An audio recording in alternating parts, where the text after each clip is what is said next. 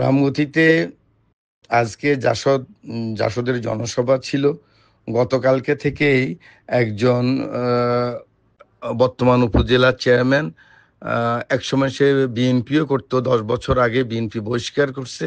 তারপর সে 14 সাল, 18 সাল, 24 সালের ইলেকশন করছে আওয়ামী লীগের সহসভাপতি সে সরাফুদ্দিন আজাদ সোহেল তার নামে।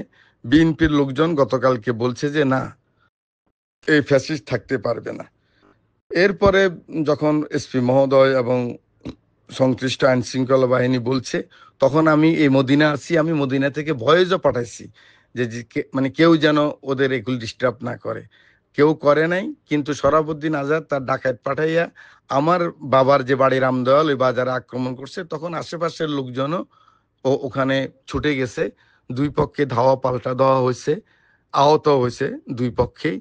এখন নাকি আমাদের বিরুদ্ধে, বিএনপির বিরুদ্ধে মামলা নেওয়ার জন্য উপর থেকে নির্দেশ দিছে।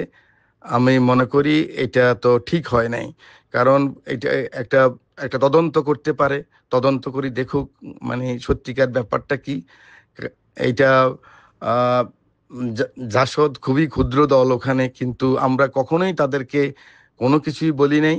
বরং তারা এসে কিছু ডাকাত নিয়ে আক্রমণ করছে রামদয়াল বাজারে। আশেপাশের লোক, যেহেতু এটা আমার বাবার এলাকা, আশেপাশের লোকজন তাদেরকে বাধা দিছে। সেখানে আমাদের অনেক লোক আহত হয়েছে, ওদেরও 2-4 জন আহত হইতে পারে।